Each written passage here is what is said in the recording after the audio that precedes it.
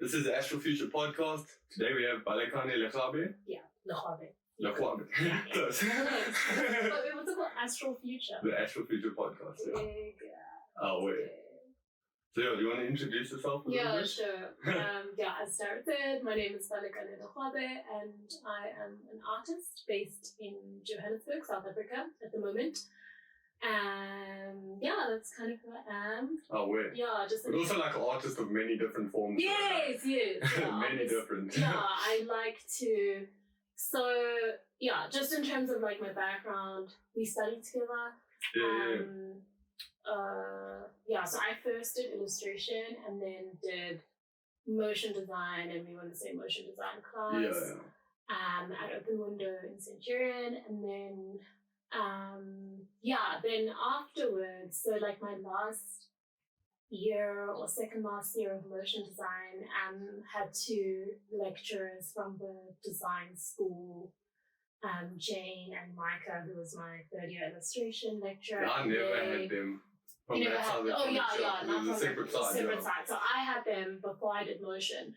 But so they have an art gallery called The End, and their space at the time was in London, and then they invited. So I was doing these little collage things, but digital collage things, and then they invited me to come exhibit at their gallery, and then I was like, cool shot, little students, it's exciting to be part of a art exhibition. And I'd always been interested in art, even though I studied illustration and motion design, I really liked art, and I wanted to study fine arts, but then ended up studying illustration and design. And then so they kind of invited me to exhibit at their gallery.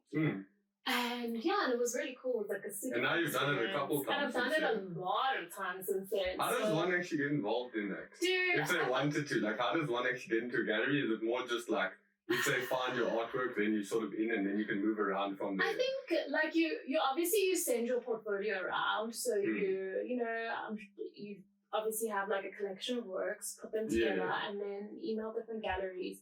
But it is really hard. I do find, and also, if you're good and your work suits, that particular gallery, then great, and they get in touch with you. But a lot of galleries already have their own artists and their own databases and everything, and there's to some degree, there's a little bit of red tape, and it's kind of hard to break in. So I think in my situation, I was very blessed in the sense that Jen and Micah already had the gallery. They knew me, they knew my work, and they could help push you forward. Exactly, and so so I kind of had that I kind of had that connection. And then obviously, I didn't just sit on my ass and do nothing. I worked hard and I made work and everything. But it does help to network and make connections. When you have a lead and when you know someone, it's a lot more I don't want to say it's a lot easier, but it is more helpful to kind of That's also something I sort of missed out on in college. I wouldn't go to a lot of those galleries or something that were happening, or a lot of those events or something, because I was chilling or doing my own thing. And then you actually miss out on a lot later on in life, and you don't actually realize until you leave, and you're like, shit. No, you do. And I feel I haven't been in this industry for long. I finished uni in 2018. Then 2019, kind of took that as a gap to try and work towards art. 2020 is a dead year, nothing happened, and then 2021 also a little bit of struggle, still getting, still waves and teeter-tottering between different levels of lockdowns and things like that. It was a little bit complicated. It was a little bit complicated. And all of the ESCOM as well, while we're trying to do our work on computers. Completely.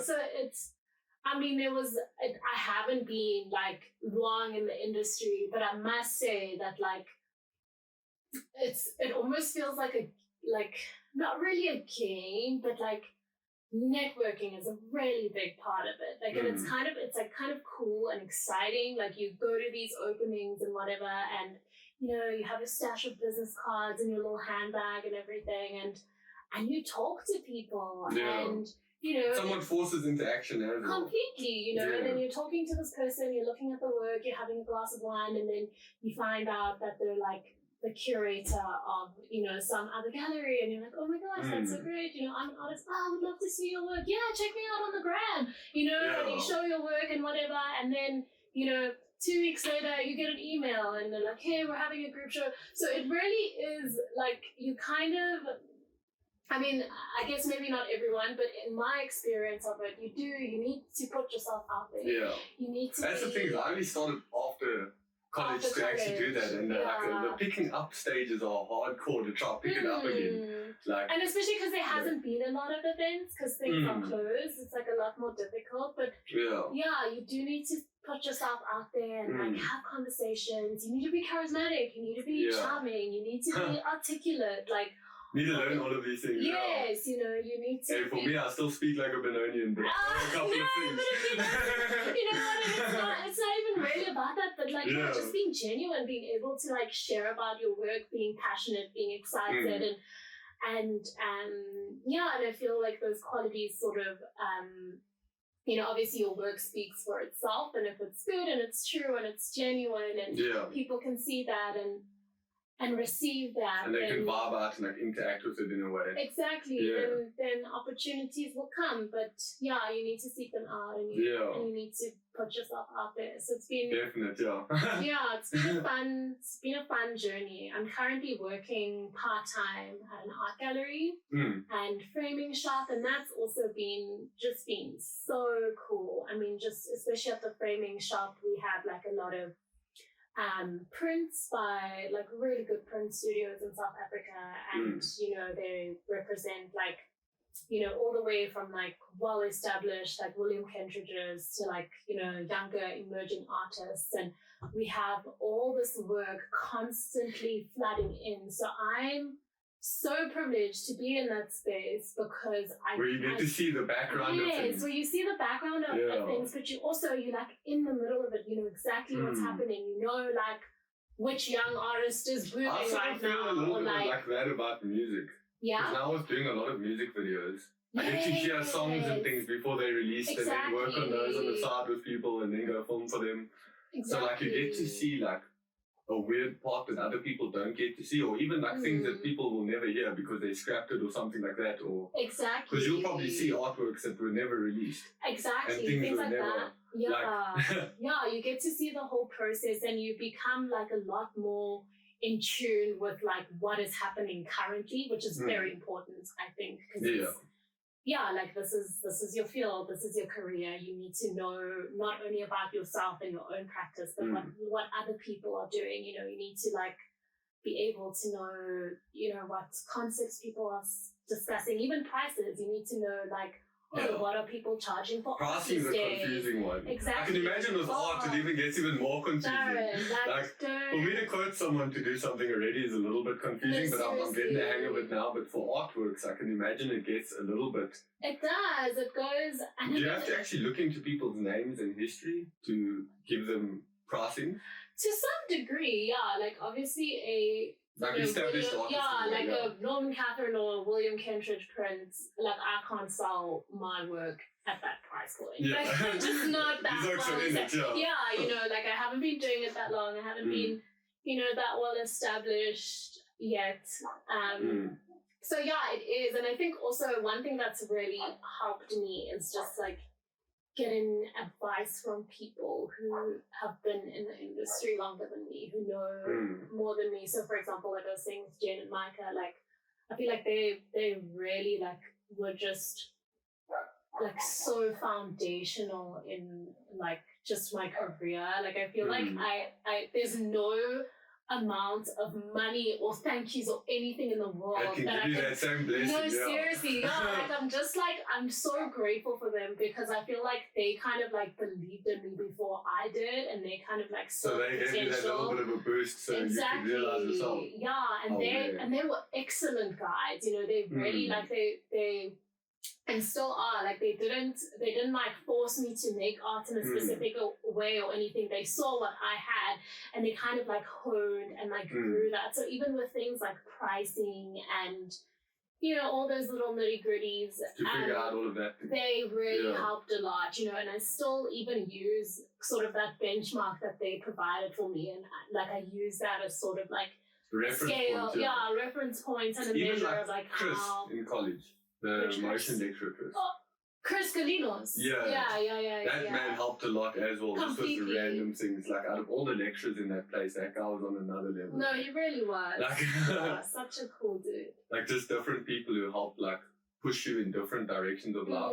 But he was also like less by the book in a way, which was very useful in college. Yeah. Because for me, I've gone off in like a fucking like so there is no like specific direction I've gone in. Yeah. Like there is risks obviously with that. With like spreading like butter, like you know, like you can only spread yourself so much. So from doing some animation here, some music videos here, some artwork here, and then making music as well. Like it gets really confusing sometimes to manage all of it. But it is nice because to me it's all like art. Completely, So I can just sit there and explore. Like even you produce a little bit. I saw some. So I've been traveling a lot. The last one was quite deep though, eh? Yeah, it was intense. That was a hectic one. I don't want to go into detail about what it's about, but like it really was a hectic one, and like even in it, like I like recorded myself while I was crying, which is a weird thing. Like it's kind of... That was the odd part as well. Like at the beginning it's really calming, and then in the back you slowly hear it coming in and you're like, is this like calming or disorientating? Like it gave a different vibe. It's like, and you know, I love that you pointed that out because that's exactly what I want my work to be about. I mean, I have like an artist statement and sort of the umbrella of like my work, the concepts that I'm dealing with is like human emotions and just how complex they are and the multiple layers that they come in and how you can be feeling different things at the same time, you know, and that's pretty much what you've said about that sound clip. But I'm really, really enjoying. I mean, I just do it on my GarageBand, you know. I guess if it like gets serious, maybe I'll like buy a keyboard and like invest in Logic Pro or something. The thing for me is like even on Fruity Loops, I just mess around. And I've messed around for like 5-6 years. And I've made like maybe 5-6 songs, but I've never released them. I'm not comfortable with them. Like as far as like the rest of my things I'm fine with. But like music is one of those that I'm still like trying to find a sound. But it is just like very fun as a distraction. It's so nice. To just go mess around and make some beats or mess around. And you can really, I also find it like super meditative. You can really like hone in and like focus on the sound. And I'm sure you can 100% relate to this as someone who's like into music and like also has got like quite a broad and varied taste and everything. And kind of just like in like, although like I don't want to like make music necessarily, I'm kind of like just putting it under the label of sound art because it just feels safer and more open. The thing is, if it is somewhat an expression, it is art. It is art. Like even I've weirdly had this conversation with some of my friends also with like photography. Like they'd go and take photos and things. I'm like, what you're doing is art. And like the only difference between like a professional and like an artist in a way is like an artist somewhat finds something that expresses what they want to express. And the professional can try and express that to someone else that also does it. You know. But so like if someone comes to me now and like, oh, do this, and then I'll be like, okay, well, I can go do that. But then other people might not be able to, but they can still like create art. That's like it's not like it's gone. No, it's still important. There's no. And I think that's what I love about art as well, is that there's no, I mean, to some degree, I feel like this is like a whole conversation on its own, but it really, like, that relationship between, like, skill and expression, you know, like, you can have, like, very little skill in a thing, I think, but if you can, you know, in a specific thing, but you know, it can be the right gateway for you to express a certain emotion. And I think if you have that energy, if you have that emotion and you take that and you transfer it into whatever media you're using, whether it be sound or whether it be visual, and if you are genuine and if you're honest and you are true in that process of transference, people will latch onto that. People will see that. I mean, I think of like sort of the great American abstract expressionists, like people like Mark Rothko and Cy Twombly or Twombly. I'm not quite sure who they are. I must show you their work. But they're like, they're kind of like names that are in art history. They're abstract expressionists, and their work is like extremely moving. And I mean, like with Rothko, I mean, it's just these like color fields. It's just like two, that blotches of color or whatever, and with Cy Twombly, it's just these scribbles that look like they've been done by a 3-year-old. But I think the reason why, the reason why their work is so impactful is because it's true, it's honest, and it's that transference of energy. Like I don't take that lightly at all. That you really do, like, there's a certain essence of yourself that you begin to share with the world at a point when you do this. That you almost embed in the thing that you create. And I find often, I was speaking about it to another friend of mine, I don't know if you remember Seth, he also went to Open Windows. Yeah.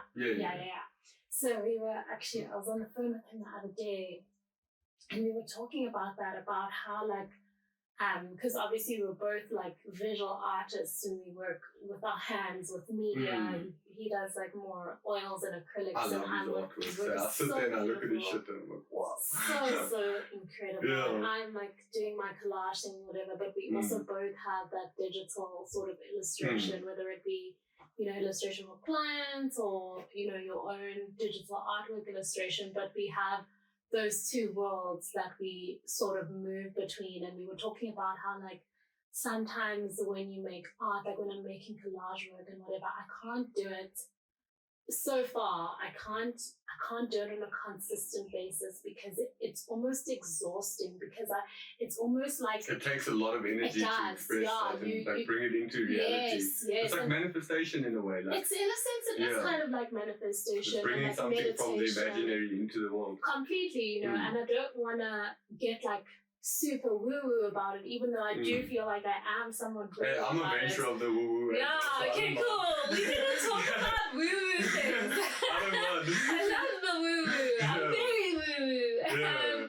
But yeah, that it's like, it really is like, you're like birthing a thing, like you're like, it's work. Like I also find, like, even while I'm making an artwork, like sometimes I can only like, for like 45 minutes be super focused on this thing, and then I have to step away because so much of me is coming out into this thing. And I really think that people, once it's done and it's framed and it's up on that wall, like, and someone goes, and I mean, there was art fair, Turbine Art Fair last year that I was in, and a friend of mine was telling me about how she'd gone with her other friend, and like, she was just staring at this work that I'd made, and she just like loved it so much, and she was just like, just in awe of this piece. And it really is that. It's because, that's, which piece was that? Something, it's called Tide Pools. It's just a little abstract collage thing. I can show you, send you a picture, but it's up at Gallery 2 right now. And it's because, people catch on to that. And I'm very into, like, because I'm aware of that, I almost put like systems and structures in place in my practice to facilitate that. So for example, the way that I do my whole life with my running and my food and all of that. Yo, you like South African David Goggins, eh? Like, no joke. Who's David Goggins? I don't know. He's just like a tank. Just runs around the whole day, always doing things. Okay, I need to check him out. But yeah, I am like constantly busy. I'm an extremely high energy individual. And all of these things that I do, so like the running, the food, the arts, the music, the sound art, all of that, none of it happens in isolation. Like all of it feeds into each other. So it randomly just clicks. I have connections with all of them. Like artworks, I like maybe 3-4 years ago I made a couple, and then since then I haven't really dabbled with it again. Yeah. but then like music I've gone into and like filming and things like that. So like I sort of distract myself in different places to move around. Yeah. As well, just because like with artwork like this. Yeah. Randomly just happened one day and I was like, fuck. Yeah. Oh, that's so cool. So, and then that just randomly happened one day and I was like, oh wait, fuck yes. But then like you can't trigger that same flow state. No, you literally cannot. You can't trigger it, but I feel like you can. I've been in other states, but never like specifically like this that one where it smacks and you're just like, yeah, afterwards, like. I feel like you can somewhat like facilitate it though. Like it's never going to be the same, and I'm also not into like forcing it on and whatever, because then it's just never going to work. But I feel like there's certain like I was saying, like certain systems and structures that you can put into place to facilitate it, and what I was like, so you can make the space to do that. Exactly, so that you can almost like you can make the space to do that, and also like what I meant like with everything, with all the practices feeding into each other, is that like it's almost like, yes, it's all different things. Like, yes, running is one thing, food making is one thing, and art making is one thing, etc. But they all like I'm practicing the same thing in all of them or whatever, or they all like benefiting each other. So like, for example, I went on a long run on Sunday.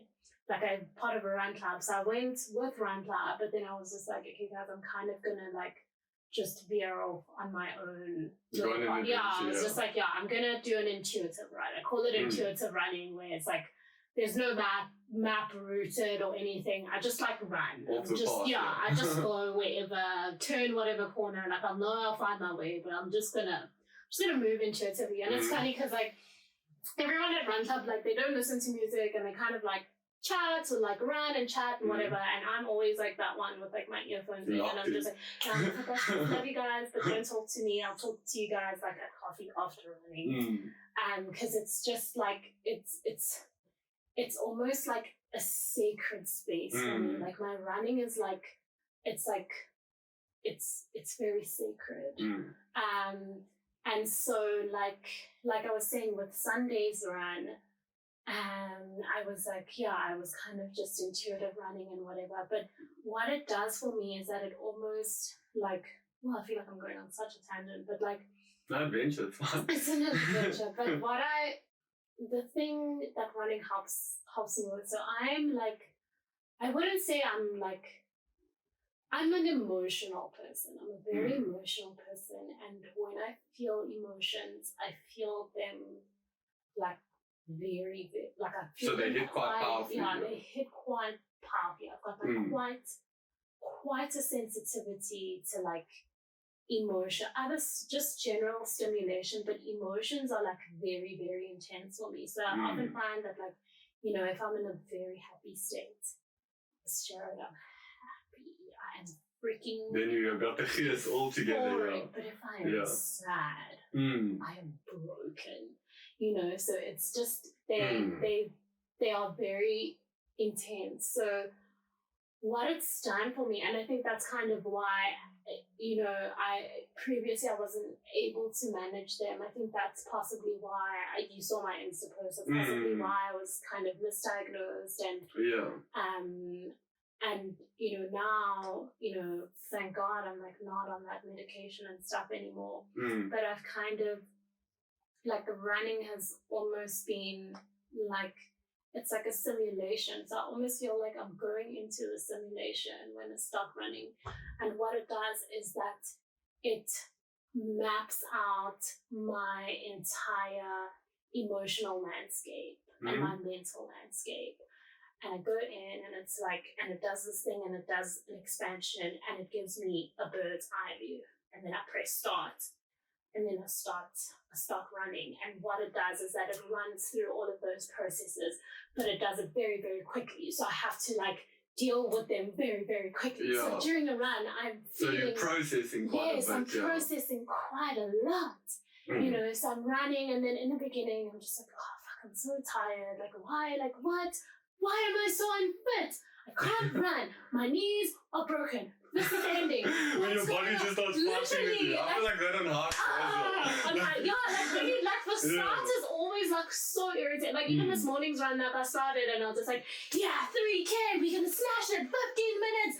And then like the first 30 seconds I'm like sprinting and I'm like, shit, I'm so tired. There's no ways I can keep up this pace. You know, so in the beginning it's just like, this is so irritating. And in that moment I have to be like, no, it's fine. Like, just carry on. And having no expectations, because I also used to do this thing where like, I'm going to make today's run so amazing. It's going to be so perfect and make the perfect playlist and go out during the perfect weather. Everything's going to go perfect. Dude, you just set it up so intensely and it will never be that way. You know, so then you're always just disappointed. So there's always something that's going to go a little bit. Exactly, that's going to veer you off. So I'm just like, I always just go into it with an open mind, like no expectations. So back to my thing. It's like this huge mapping out, and then you have to go through all the processes, but it's like accelerated. So you're learning to deal like in that accelerated mental space. It's hard in the beginning. It's also like a form of meditation in a way. Completely. It's because like a lot of meditation is like sort of you got to climb out the river and then sit next to it and just watch the river flow. Yeah, and that's exactly what it is. 100%. It's a moving meditation. And so I go, and it's also like with the music as well. You kind of have like the music kind of just I've listened to different types. So if I have a what's your first music? Okay, I've got like intense fierce music that's like super upbeat and whatever. It's got different stuff on it though. There's like a whole lot from like I've got a playlist with like it's got some U2 songs, it's got some rap songs, it's got like some indie like songs that are super fast. And then I also have this playlist called Soft Run, which is like just a little bit fast paced, but like more like instrumental type music. It's like got bonobo vibes. Not even bonobo. Bonobo's too. It's not soft enough for the Soft Run playlist. Oh, okay. Like, there's this guy called Casino versus Japan, and then I've also got another friend, Bully, who's a producer. I've got some of his stuff on it. Well, that Bully from Space. Yeah. I follow that guy. Oh, he's amazing. Yeah, see the camera. Yeah, I did. So, Bully from Space, yeah. And so it's got Casino versus Japan, Bully from Space.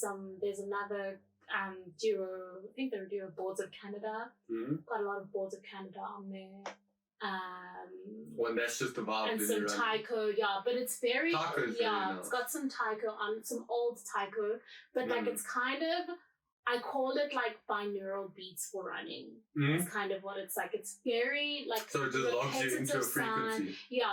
And it's also like kind of very, the beats are kind of repetitive and loopy, but also like very almost somewhat clearly layered. So sometimes I like to, like, when I listen to something, like obviously with the music, you know, you've made stuff before, you've got lots of layers with all your different sounds. Yeah, I love sometimes layers with everything I do. It's amazing. Layers and layers and layers and layers.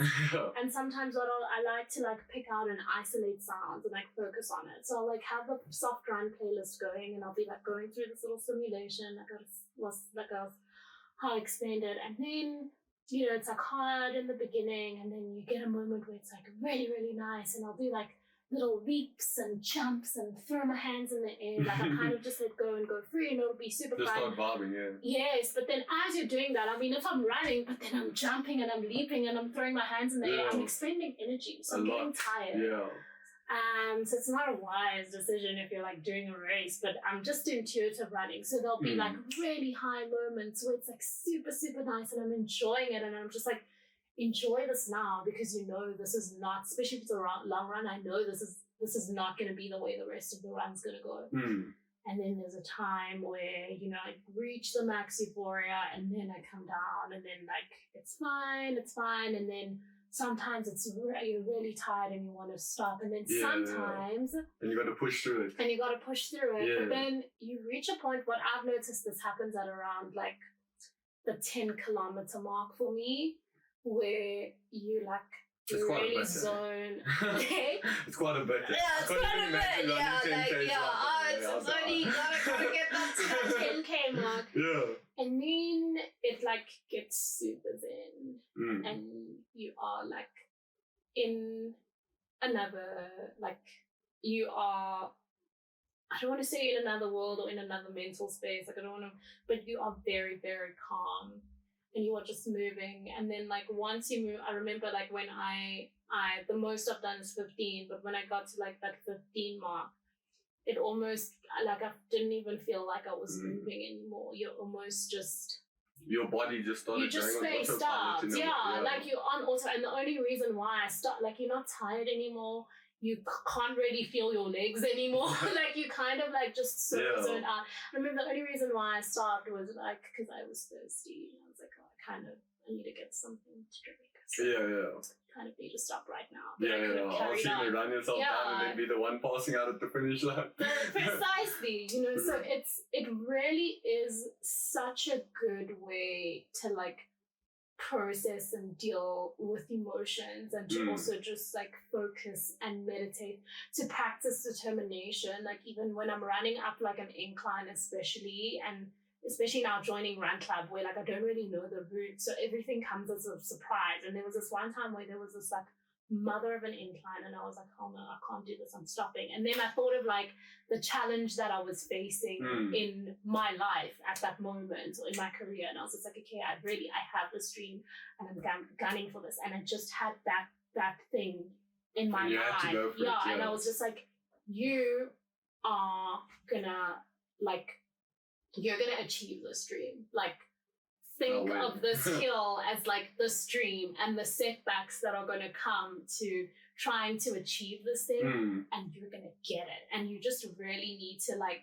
get yourself in that mental space, and you practice that mental space. So it's just... Do you believe in like the relatability between like somewhat physical existence and like mental creation? Like I don't know how to word this, but it's like manifestation almost. It's sort of like manifestation, but like sort of the way you interact like in this physical world reflects later on the different challenges and how you make it through them. And wait, like it's a weird way. I don't know how to ask this question even.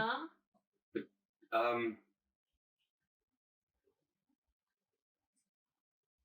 it's just like you're saying with the running, like you got to make it up the hill, you got to feel this, and then it's actually working on something else while you're working on that. That it's like working on something. I sort of feel something like that with like drum and bass. So when I go out to those drum and bass jewels, I'll just go and dance for like 6 hours straight. Sure. Like just like, catch me on the dance floor. And it's fast, and I won't talk to no one, nothing. I'm just jamming, and it's just like a separate space that can help me for like up to 3 months. After that, like just it's like just a certain release of energy that was vital to your mental growth. No, I totally agree with you. Is that a maybe better way of explaining it? I think so. Giving that example is helpful. So almost in the sense that like, okay, you're at this drum and bass thing and you're jamming, right? And like in that moment, okay, like it's drum and bass, right? And you're just dancing, but that process or that release of energy, the actual or that physical like movement of it is translating to something else in your life that you may not even be aware of at that moment, that's helping you deal with something else. You know, so you might be like just jamming here in this moment. Meanwhile, like, I don't know, you have this huge project at work and you just feel like you don't have the skills to overcome it. And like that process and that release and whatever, and the resilience and the persistence in that dancing just going on is it's like, I feel like it's almost practicing that like it's like giving cavity in your mind. That like sort of that resilience receptor or whatever it is that's in Jared's brain is like fired up, and it's getting exercised, and it's like it's being practiced, so it can be transferred into a different challenge in your life. I think that's very, very true. I mean, I've seen it in my own life where it's like, man, like the challenges in the running really helped me with the challenges at work, you know? So I really, really think so. And it's even like when I used to do yoga a lot as well, meditation, things like that, also those things randomly help long term ridiculously. And there's studies. There's like studies. 3 years straight I just did that shit, and then now I haven't in a couple of years. Yeah. But it's still reflecting. Completely. It's there's like actual like studies and stuff of like how like what's that? I don't want to like say wrong science and like be recorded talking wrong. But like I don't know what the word is, but like with shrooms, for example, like when the different how it like activates your brain and how like different parts of your brain that don't necessarily that don't like sort of necessarily communicate with one another, they like now like all of a sudden like in communication. And it is a very different state after doing that. Yeah. Like things are very different after taking shrooms for the first time. And you're like, okay. Yeah. Because for me it was actually like quite useful because I was like experiencing a lot of weird shit. Like seeing things and like lots of weird shit. And then I only took shrooms for the first time when I was like 21. Okay. So it was still like quite late in life compared to some. No, I was also started when I was like 23 or something. Yeah. But then like, it weirdly gave me a like opening of space, like especially also with my mates when you see them also tripping and you're like, okay, shit can get weird. Yeah. So it's not just me that sometimes sees some weird shit, like shit can get weird. Yeah, no, I remember I've only ever done it twice, but the first time was like, it was a bad trip. Like, it was so bad. I had a swell time. Such an awful time. Like, it was awful. But the second time was like, did you learn from it? Good. Yeah, I did. Like a lot of stuff came to the surface, and I feel like it's also given me like a reference base for like, because I've only ever done it twice, but the second time was like insane. Like I was on cloud 900. Like it was so great. But like even in the second time, like I was so mindful. I was so in the moment. I could not, even if I tried, think about what happened the second before or the second after, let alone like, I was so present, so like literally, and so like content, like literally a fly could have landed on my eyeball and you would have been chilling. Literally, like I was so in the moment. And then I also did this thing where I was with two friends of mine, and we were like, at some point we did it like super early in the morning at like 6 or something. And we lay on the ground, and it was the kind of overcastish, but then it was clearing up, and we looked at the sky, and the sky turned into like a map of my life and a map of like my memories, and I would just literally go and visit different memories. I'd be like, oh, that's great, first day of grade 1, and then I'd be like, oh, okay, that cloud is first day of grade 1, and I'd go like first day of grade 1. It was amazing, and I would just like kind of relive that moment, and I just like had just water coming out of my eyes, like just that emotional release as well. But it's very powerful. It's so powerful, but it was like a visitation of these different states. And then I was also just like, it was at a time where I kind of was a little bit insecure, but in that time I was very comfortable with my body, and I was very comfortable with like who I was, and very comfortable in just me, and it was for the first time that I had like experienced that, and I like everything was just beautiful and like fresh and new, like everything was exciting. I was like, oh my gosh, the kitchen sink, that's amazing, like with everything. Yeah, everything. I've only ever done them outside. I've never done them inside. We like were in outside. We were you like no, like we like on a hike, like long ass hike. Okay, so. We're like no, we like went outside, but we did it like in a backyard basically. Oh where? So we'd like go inside. I remember we even like put on, like we went on NASA's website and looked at like all their like super high res footage of like all the different planets. Whoa, look at Saturn! What? Just like super amazing. And then I had like, I also had like an experience with microdosing, which I'm not going to go too much into detail about, but I also kind of experimented with microdosing, which was also actually like really, really helpful. And it was helpful. It was great. I was able to get into flow states, and also it wasn't like the intensity of like hallucinating. I could still drive to post. It doesn't need you function. You just exactly. You know, like, it's not like you. You don't zone out. Like, you can still like go have coffee with someone, but like.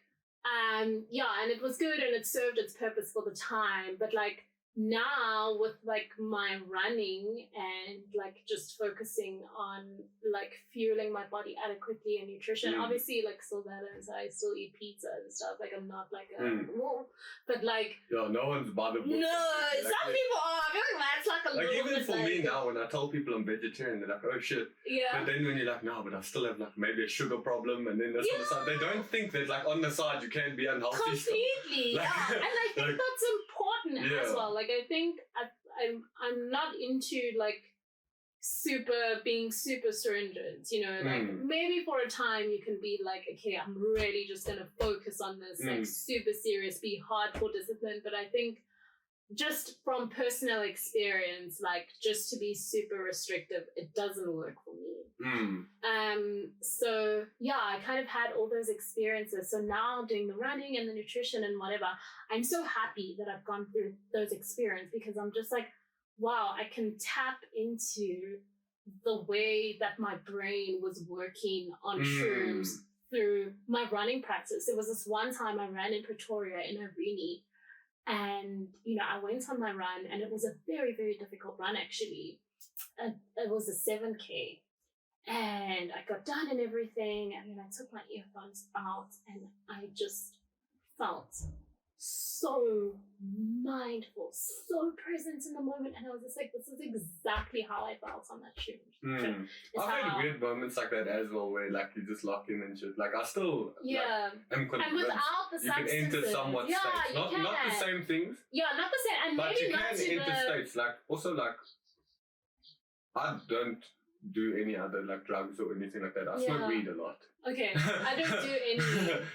But like for me, like also when I got more into meditation and things like that, I started to realize, for me personally, I like to know the passages to where I got to a place, not just arrive at them. So like some things will just be like, okay, you're here.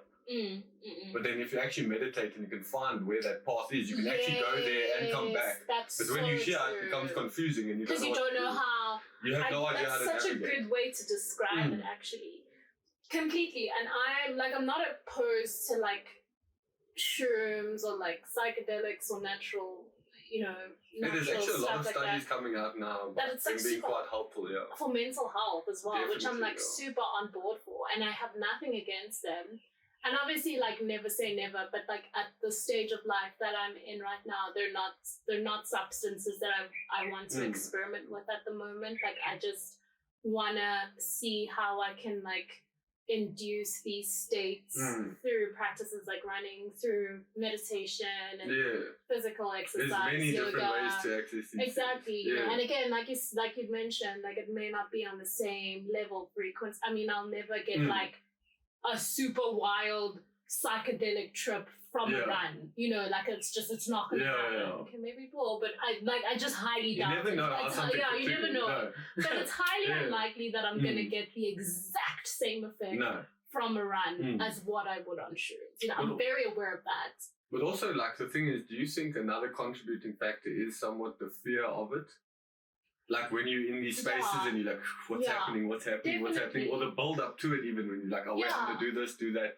Completely. So then when you build it up, you sort of make yourself trip more even. Yeah, I think so. Then what's actually happening? And also because it's like a substance that you're putting into your body, right? You're not completely in control. When you're running or when you're meditating, it's something that you're facilitating. You can enter the soul and become the driver. Yeah. Exactly, but when you're using a substance, like there's just so many more variables that are in play, you know. So it is definitely like a caution and a fear. Maybe not so much fear, but like I think like most people that take shrooms or anything are still a little bit worried. Yes, they're not just like this is going to be 100%. Like, you know, like. Yeah, this is gonna be amazing. mean? Someone always has that little bit somewhere that's like a little bit worrying. It just depends. And which is fine. It's important to... it is natural to have that. Yeah, it's natural to have fear. It's important to have fear. Otherwise, we would be crazy if we weren't scared of anything. Yeah, we'd be rowdy as humans. We would be very rowdy. If we didn't have a limit on some things, we'd be like, no, that's a little bit too much for me. Like God knew what he was doing when he put limitations in place. But so I don't know what we were talking about. Yeah, but just like doing things to facilitate the practices and knowing that it all feeds into each other, knowing that like when I'm running, I'm meditating. When I'm actually meditating, I'm meditating. I also started doing this new thing with my drawing. Just last week, I had a friend who sent me the song that just like completely moved me. And I really felt the song on a very, very deep level. And, and I was busy making art and I looked at this piece and sometimes like when I really want to get into it, like I have like a speaker and I have music playing, but then I need to have it right here. So I'll put like my headsets in so that it can be close. And it needs to be loud. I like speakers more than earphones. Like if I want to get really into it, I want it to be in my ears. So block out everything else and just separate. I have like noise. My earphones are like a noise isolating, and I just want to be. I want to be with that song. And it just happened that I like had my pencil in my hand and I just like closed my eyes and I was listening to that song and I was listening to it so deeply. Every single breath that she took, every single, croak of her voice, like everything just deeply feeling it, almost like, because I closed my eyes, so I couldn't see what I was drawing. And I almost like I was like, I can see this woman in studio singing the song at that moment, feeling those feelings, like just the passion and the intensity that is like driving this music. And I'm just like taking all of it in, and that's also like a very like successful from the artist, like that's to be able to do that, be able to share. It's huge. Yeah, like it's huge. It's crazy. That's amazing. That's very impressive like the for goal, anyone right? to do. Yeah, that is it. That's the goal. And I was just like, the fact that she could hit me on such a deep level, and I felt the song so deeply, and I was so into it, and I was like making the work I'm drawing, and I could feel that like the position that she's in, the words that she's singing, she is so fragile. And she is so vulnerable and soft and delicate. And the movement, the marks that I'm making on this paper, they need to be so soft, and that's what I kept telling myself. And I was like, I need to hold it. I felt similar things from that. Like different musics do make different strokes and fierce levels and also even like the sound waves as well. Like if you think of like the way sound waves look and everything, like definitely different levels. Sorry, like your body responds like very differently to all of these things. It's like so when powerful. you're interacting with them, it is quite crazy how they do influence something. Completely, like especially like for something like going more gentle. Often I don't do that. Yeah. So I should probably listen to more calming music. I'm so because I'm always on fierce mode, just like I'm very much, my favorite is the soft and the gentle and like.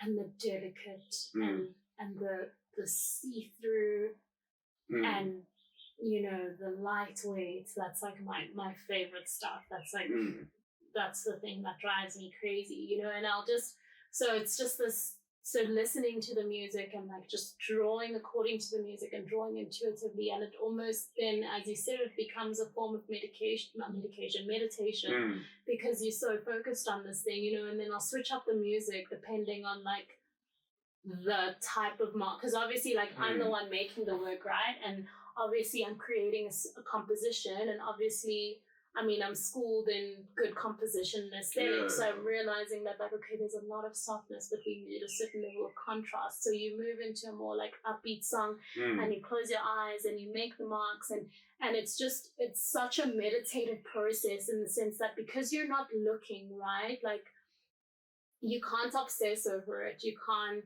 you can't be like, oh no, this looks wrong and whatever. When I'm busy making the thing, I'm in a specific, I'm kind of not there. I'm there, but I'm not there. You sort of separate for a second into that space. Exactly. But you almost simultaneously separate and connect, because that process of separation do you think it's almost causes you to connect even more? Yeah. Do you think that a lot of it is just like somewhat reaching present state? Present state? Like presence. Oh, like presence, like current, like being. Now. Yeah, definitely. About being present, definitely. Because also, like, for me personally, with like presence as like just the general state, I believe you can access any other place from there. Oh, like confusingly, like yeah. For me, it's like one of the realest points of reality in a way. Yeah, is the present. Present, yeah. So like, even like some people who can like see futures or whatever like that, I believe they can through the present see futures. Just because they're like logged into everything now, that they can see that, like in a way, like it's a little bit woo-woo. Yeah, but it's interesting, right? But I believe it's one of those spaces where you can traverse anywhere in the universe. And I think it's also one of the most like, it's one of the most like calming spaces to be, right? Because then you're not like worried about what's happening in the future. Yeah, it's very comfortable, but it's very like, it's I don't know, I'm lost for words, but yeah, like you're not worried about the future, you're not regretting the past, you're just like in the moment, right? And then also like completely, and then if I think like anxiety wise, right, like so many people struggle with anxiety, even people who are not, clinically diagnosed with an anxiety disorder. Yeah, like we live in an anxious world. We live in, especially with the pandemic, even outside of that, like there's so much stresses and there's general so life is very confusing on a lot of people. Completely. Like there's so many aspects of things that can trigger someone in a weird space. Completely, there's just so. For me as well, it was just randomly when I was younger, and then suddenly I was in a weird space for years. Sure, just flip switch like that. Yeah. It was just one of those situations where that was a little heavy, but you don't have to go into detail. Pretty much like I was put in a position when I was like 18 where I had to sort of defend. Okay. And stand up, but I couldn't, and I failed completely. But I still got away and everything was fine. Yeah. But like, there was parts of me that felt like, because of the way I was brought up, like you have to be a man, you have to defend, you have to do this, you have to. And the thing is, like, that sort of a thing fucked with me pretty hard. Sure. And then also, like, besides that, there was some weird demon involved. I can't even explain that one, but like something tried to mess with me at that time when I was very low. So it's like, just like it was just an amalgamation of shit, but like that's one of the points I can like reference. Yeah. But it was also just like, it's weird how one moment could fuck me up for so long until one day when I realized what it was, and I was like, oh, okay. Oh, it caught me for years. It's insane. And I'd slowly disappear, fade out, stop talking to people. Like, it's weird. But it's insane like, what experiences all of a sudden, a small thing can just mess with your brain to a certain extent, and you're like, no. And you can think it's a small thing, but it's actually such a big thing, and it like, and like you said, then it like starts affecting your relationships. It starts affecting your performance. It starts, I slowly like started disassociating. Even. Sure, that is crazy. Yeah. That is insane. Then, like, from when I realized this, I had to start working again, and that's when I started doing all the meditation to this, to that, to this, to that, because I had to start, like, recovering my humanity in a way. Because I sort of just drifted off completely. Yeah, you can't. Yeah, you can't. That's the thing, is, like, you eventually have to either take control or not. Yeah. It's like it's a decision you've got to... Yeah.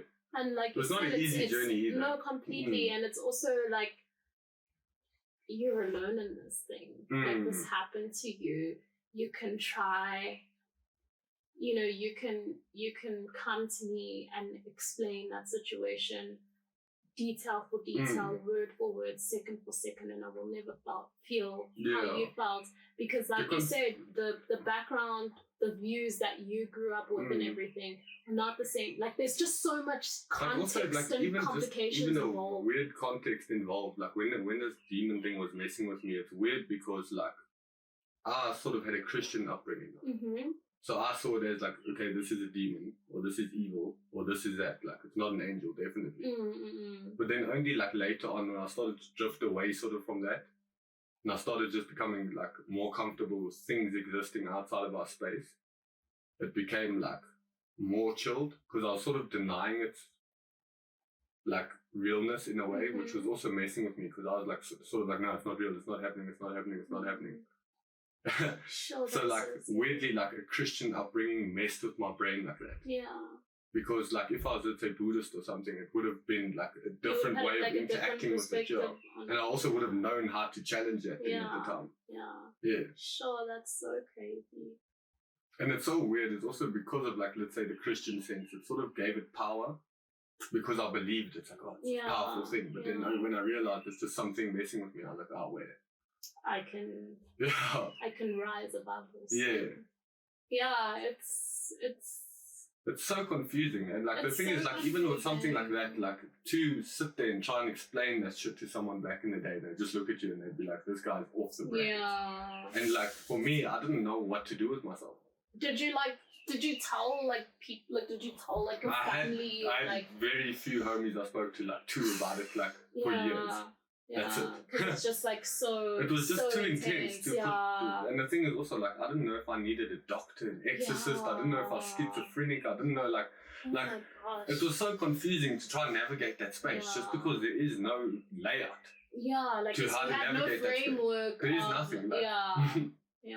And even with everything, like, I mean, if we're going to talk about, like, woo-woo-ness and spirituality stuff, like, even with that, like, it's kind of like, you know, some of it, I mean, I'm not, like I said, like, I'm not, like, I don't know if I'm super into the woo, I don't know, but, like, it's a very, like, intuitive space, kind of, like, there's a lot of things that no one can really tell you. I mean, someone can guide you, someone can give you advice or explain processes to you and tell you how they work. But the way you interact with that is completely different. Yeah, like, weird, exactly. They can't be there when you're doing the thing. Like, for example, like, okay, I'm not gonna share this because I'll tell you after the podcast. Okay, But, like, like, it's just, like, there's a lot of things that no one can really tell you, and you kind of just have to experience, and, like, you have to become comfortable with it in your own way. Exactly, like, pretty much, like. Exactly, and you have to kind of, like, you have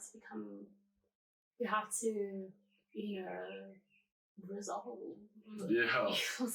Like, that's the thing is, what I've learned as well is just, like, looking into things and taking the time to do that, as, like, terrifying as it is. It's work. It's heavy. Yeah. But it's worth it. It's worth it. It's so much work, but, like, it's like making it through the brick wall, but it's very, very powerful. Like, it's so powerful. That like, wall a flipping brick wall, you know. But you can make it through. Like, for example, one thing that I've just been trying to, the spirit that I've been trying to practice and hone and grow is, like, just resilience, and just being resilient, you know, just, like, and also, like, that aspect of, like, duality in the sense of, like okay, being, like, resilient and being a fighter and, like, standing your ground, you know, those are all very, like, strong, powerful, masculine sort of ways of being, you know. But then coupling that with, like, being gentle and being kind and that is the thing. Like, society nowadays is just treating people all sorts of ways. Yeah. Pretty much, like, most of us learn like business pretty much when you grow up. You go do business and it's cutthroat. Exactly. And like that's not very helpful to grow up with. No, not at all. And but like in general, like as a like societal aspect, we don't actually allow people like to be gentle enough or to be. It's looked like, down upon. Somewhat. Like, no, don't be soft, don't be gentle. But I think like no, you must stand up. You must do this. But it's also to have both. Like I think it's important to be strong and to be resilient and to stand your ground. But it's important to balance that out with like being gentle and being loving and being kind and patient, you know, and it's so important to do that for other people, but I also have recently realized that it's so important to deal with yourself in that way. You know, to be... You have to be patient with yourself. Yeah, well. You need to be gentle. You need to love yourself. You need to be kind to yourself. Like that's, for me, that was a huge game changer. Because I was kind of like, come from a background where it's just like super perfectionistic and everything has to be right. And I would like always just get mad at myself and beat myself down and just be awful to myself. And you know, like the really leave open space for error. No, not at all. You know, like it has to be perfect and just like constantly look down on myself and like you're so ugly or you're not talented or whatever. Just like all that stuff and like imposter syndrome a little completely. You know, and the minute I like flipped that switch, like man, like the quality of your life just like increases like 100-fold. Like you just like you just have so much more peace and like a lot of it's like comfort. Like when you are comfortable to move with yourself to anywhere, it becomes a lot easier. Completely. Just to interact, to live, to anything. And you don't take things so like, not that you, obviously you take things seriously, you take your work seriously, but like you understand like it's not like the end of days, you know? Yeah. It's not like, you know, like, I don't know, just like for example, the other day when I kind of posted that thing about like the mental health struggle that I went through, and you know it was so insane, and everybody was like commenting and responding and like messaging me. It was just like it was a lot, you know, and then also like it was just for me like a moment of reflection of like everything that I had been through. So it was quite an overwhelming day because like I'm getting all these messages and like also like shit, like I sort of visiting this again, yeah, you know, and I went through this thing and I got out of it and I'm just like reflecting and I'm like feeling sad, but I'm also feeling grateful. Like there's just so much going on. And then I had like also like a client deadline that day, and I was just like, honestly, like I can't work right now. Like I'm just this is so like. So like overwhelming. Yeah, it's so overwhelming, and I was just like, okay, that's fine. I'm just gonna message her, and I'm gonna, you know, propose a suggestion of like new deadlines and what I've explained to her that like, listen, I'm not gonna be done with this thing on time, but I know like this is the procedure that you have for the project, so I suggest A, B, C, D. What do you think? And I mean, client was super reasonable as well. Like, thankfully, I'm dealing with a super reasonable client. So I was just like, I can't work today. And people are still human, eh? Completely. We forget that, but so like even your clients. Behind everyone's hard faces that they're pulling, they're still human. Exactly. Like, But also, where previously I would have been like, forced myself to do the work and be like, you have to do this, and then like, not done it properly and be like, everything you made is so ugly, you know, just being like so super hard on myself. I was just like, okay, like I know I can't do this right now, so I have responsibilities. I need to communicate. I can't just like not show up and just like not send anything. I know, like I'm being paid for this. Like this is not a game. Yeah, you know? It's confusing. As you get older, it gets more and more. This is to be taken seriously, but also like just explain, just say that like, okay, I can't do it. This is what's going to happen. And then just take the rest of the day off. You know, previously I would have panicked. It would have been like a huge mental hoo-ha and ended up in like just the worst pits ever. But like, you know, now it's just like, okay, like I'm knowing your limits and like. But you're often also working for yourself now, right? Yeah, so working for myself, like just making work and focusing on my practice, but then also taking on like client projects, so freelancing. No, I mean like someone telling you how to work, you are planning how to work. I do the same thing. it's quite confusing to try and navigate when you take a holiday, when you but I'm like very just good in at that. general, like when to space out, when you can actually take time, or like I also struggle horribly with it. Because I never know, like if there's work in, I'll just do the work in. Completely, because something else might come up and you next don't week want to there might not be work, so you don't want to mess with that. There might not be work or like a super exciting project that you really want to do. And then you want to put all your time in that. Exactly. Yeah. So it is like I've kind of got a system for it, but it still can be kind of like confusing. But I definitely I just have certain limitations. Like I just have okay, this is the time that I start working. And then at I have I have outside time on my schedule, which starts at 5:36 is outside time. I have outside time. Yeah. And after outside time, work is done. I'm not responding to emails really. I'm not doing anything. I close my computer. Yeah, there's a time where the work ends, and then it's time for me to do my workout, prep dinner, whatever, live life. And I literally last year I worked the whole year except 1 week. I only took 1 week off last year, and the only reason why I could do that is because of the fact that I did not overwork myself. I spaced my projects out. I had that cut-off time. So you had your time still in between that? Yeah, in a way. And there were days that I'd be this Friday, I'm only working a half day. Or next Monday, I'm taking off. I'm sleeping in, and it's an off day for me. Spacing it out, having... It's also nice to understand what we're doing more and more the more that we do it. Completely. Because you can actually understand time frames. In college, I had no idea how to do maths. No idea. And then afterwards you're no, you don't get 8 weeks to do something. No, I know. Dreams.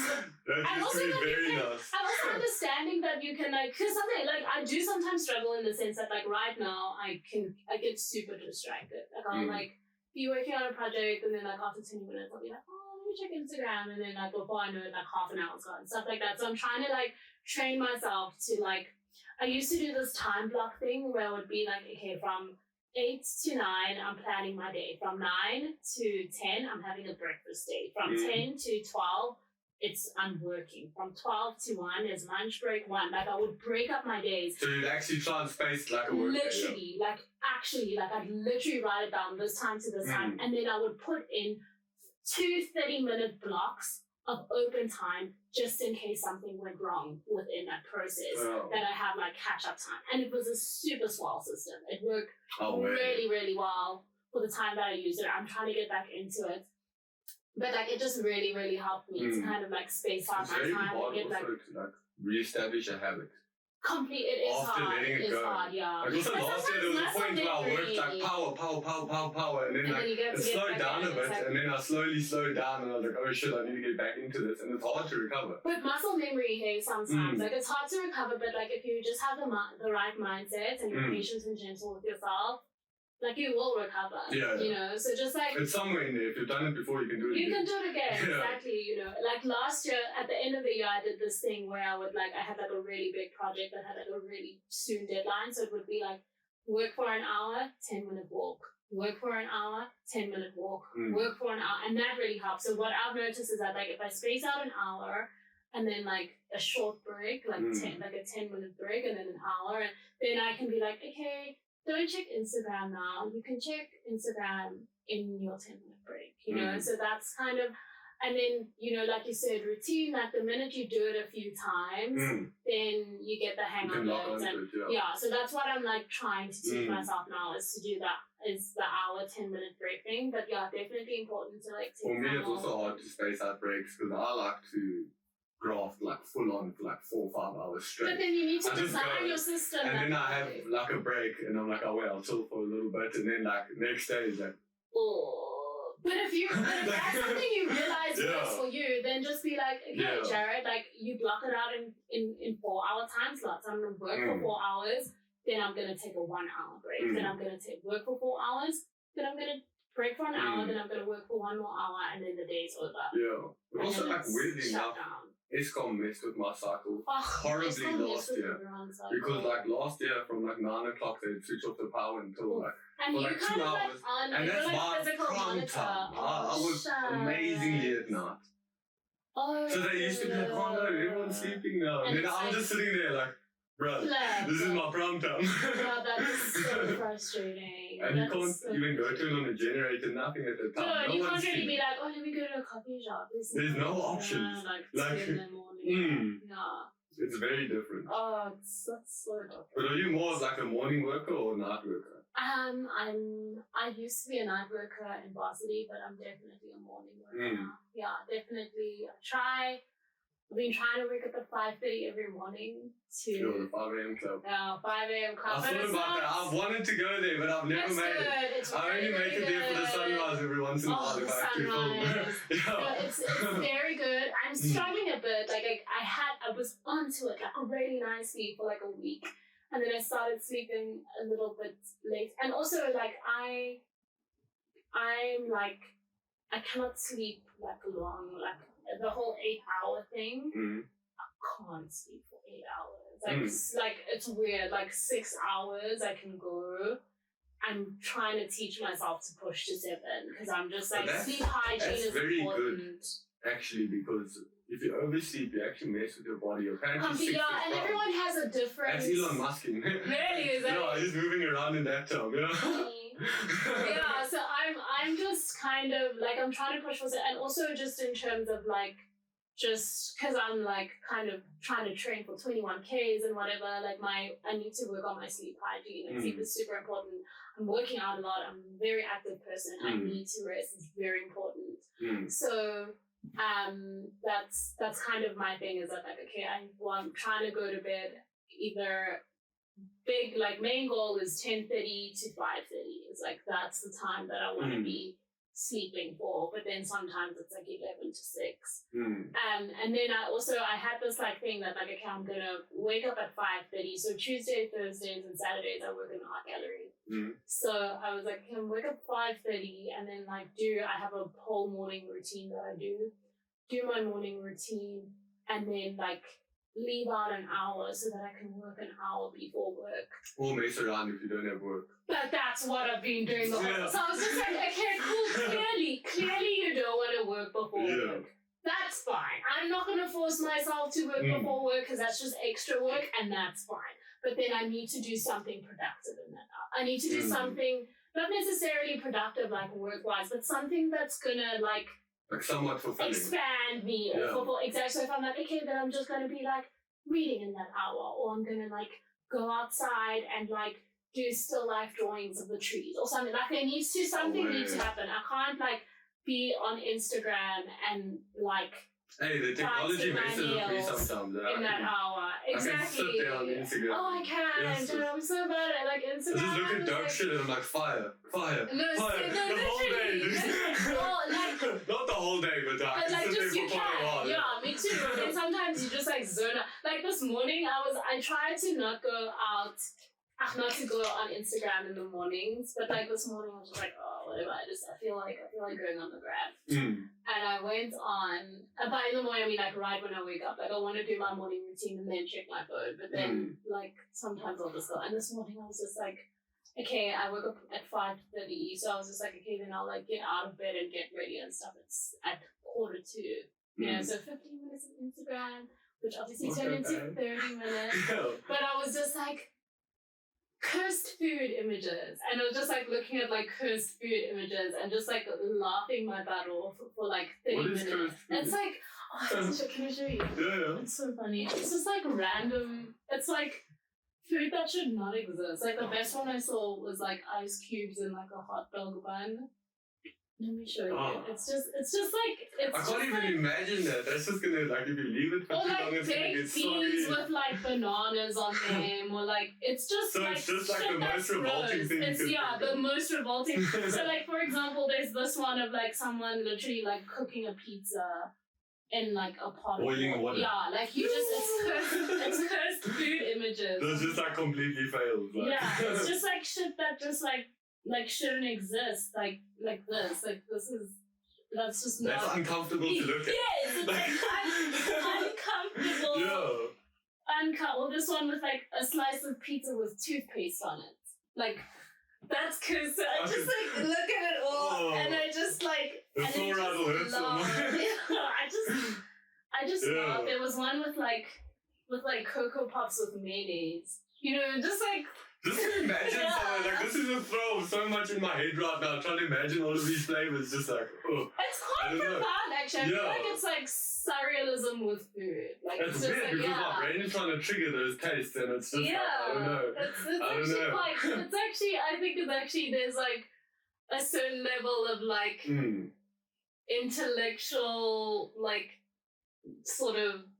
Yeah, I think it's profound. It's quite intellectually, like, profound for me. Like, if you kind of want to get deep about it, I'm like, yeah, because food is like, it's like surrealism. It's like, just like things that just shouldn't be, you know, and then you're like, kind of... Sitting there mixing them together. Yeah, you know, and like, you kind of breaking people's mind. Yeah, so I'm just like, that's kind of like very...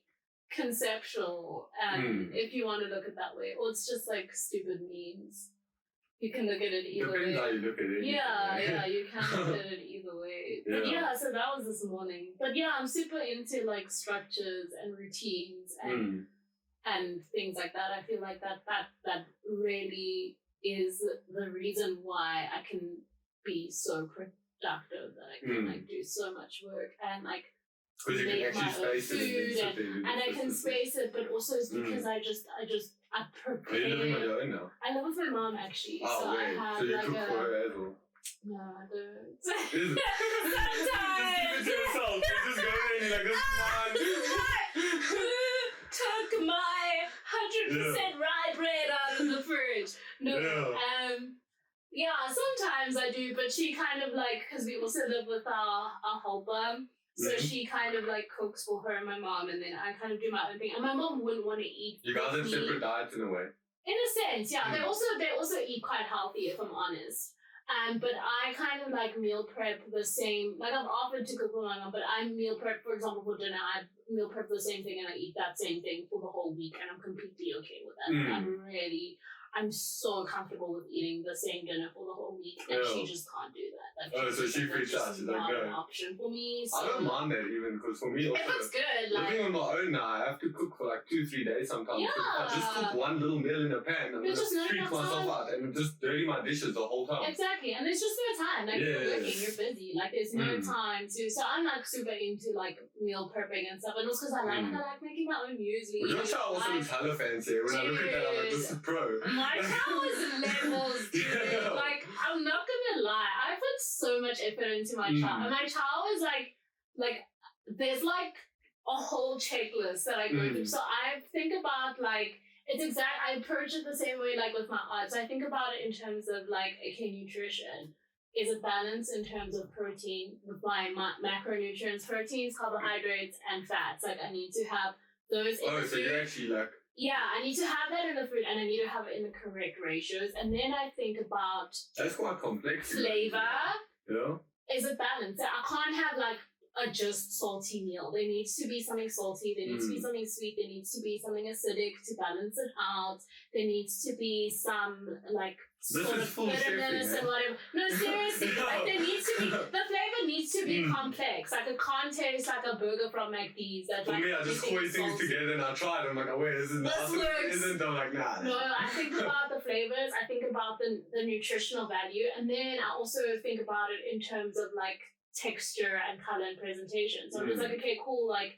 Okay, I'm gonna do this salad, but I need to have fats, right? Okay, I'm gonna have nuts as my fats, but I'm gonna roast them so that they're crunchy, so that adds a certain texture to the dish. Like everything kind of like, there's those three categories. There's the nutrition, there's the flavor balance, and then there's like the aesthetic and textural quality, and then the final like cherry on top is like eatability as well. So like if you're gonna eat a sandwich, like the type of bread that I'm going to get, the type of components that I want to put into the sandwich is going to determine the type of bread that I'm going to get to enhance the eatability of the sandwich. And the ratios of how much of what is going to go in. I think about it so much. So I'm just like, okay, cool. Like, we're going to have like the ham, but like, if you put the ham in like a bagel, it's gonna fall this way. So you need like more of like a pita kind of thing, or like if you're gonna do a yogurt like base dressing dip thing, like okay, I'm gonna need a pita because like it'll be the consistency of it is not gonna allow for me to put it on like sandwich bread or whatever, you know. So I really like think about it. Yeah, or even with like. I have this weird habit, like I eat with like small cutlery, so I eat with like a teaspoon, and I eat with like dessert forks because they're small. Yeah. Why? So do you just like smaller bites, or do you? Yeah, I think I like smaller bites. I don't know. Like I think, like, because I ate with like teaspoons and stuff when I was a kid, and then all of a sudden, like someone gave me a tablespoon, and it's like. I don't know. I also never grew up around the dining room table in a way. Really? We did. Like once we just go chow in the lounge with each other and we do our things. Like, so I never really learned the etiquette around all of that or like anything. Like table stuff. We did like once a week, but I've just always used small cutlery. Like I don't know. Like I think, and then I got given a big spoon, and then it was uncomfortable. It was just too big. So like even when I make salads. I cut the leaves small enough that I can like scoop them in a spoon. Oh way! Or like or there's certain things that I'll eat with like a fork, but a teaspoon is my preferred like. No way! So you're gonna catch you chowing anything? Literally, like unless I'm having like pasta or something, I'm like pasta is one of those things. Anything you can use a spoon for, like going in. Yeah, and also with pasta, if I chop the noodles super tiny. That's going to affect the eatability of the food, and it's just, you know... It's not the same thing anymore. It's like the last thing. Exactly. It's little rice. Precisely. So, like, I'm really, like, so big on the chow, and I love experimenting with, like, different foods, and I love making things beautiful. I'm obsessed with beauty. So like even like my studio at home, like I love it. It's so beautiful. I always buy fresh flowers for the studios. I always like burn nice oils to make it smell nice. I'm the kind of person that I always make my bed. I always like I just want things to look beautiful, you know, and it's the same with my food. Like, I photograph and post it a lot, but there's also a lot of meals that I don't photograph and post. But that's also like somewhat feng shui. Like you're creating energies that you like to interact with within your spaces. Completely. Yeah. That is actually, and just finding a way to make it flow as clearly as possible. Completely. Like, and exactly. It's like creating energy for just making things beautiful. Like, it's such like a luxury for me. I'm just like, but also like plants and things, I want to get more in here. And this tank is going to be fucking crazy. I'm going to make a waterfall in this. It's going to be a whole... What is this? It looks It's going to be a vivarium.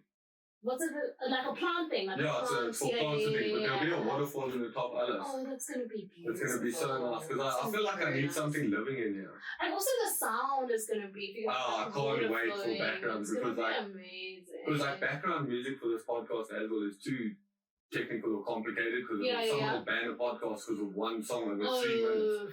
So it's pointless. And also it could be somewhat distracting depending on the words. Yeah. So if you have like so just like walk in the background will be so beautiful as well. No, that will be great. But I'm like super into, I mean, obviously as an artist I'm like super visual, so just making things beautiful. Like I get caught up in the fact that like, I prepared this meal for myself with my own 2 hands, and I want to make it amazing, and I want to like enjoy it is a good feeling to interact with your food instead of just eating it. Exactly. When I was younger, I used to just eat my food, and now I actually interact with my food. It's a very different experience. It's completely different, and I try to eat I eat very fast, so I'm trying to like teach myself to like. So the little spoon isn't good enough. Yeah, I know. Like, eat so literally, like, I'll put on like a 7-minute YouTube video, and before it's over, I'm done with my meal. Like, it just is like way too fast. So I'm just trying to like teach myself to like pace myself, like during like eating.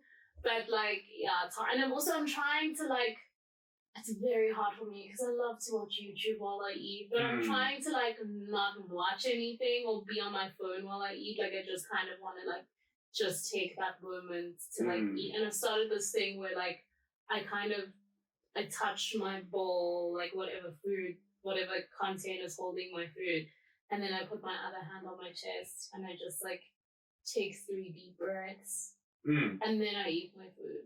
Okay, that's quite powerful. Yeah, just to like, I don't know, just to kind of, you know, like raise the awareness of it as well. Yeah, and just to kind of prepare my body for the meal, and like just to, you know, thank you God for like the food, and also like by like I made the salad. Okay, I didn't grow the leaves in my garden. Like I would have loved for that to be the whole route, but that's just not the way life is structured right now.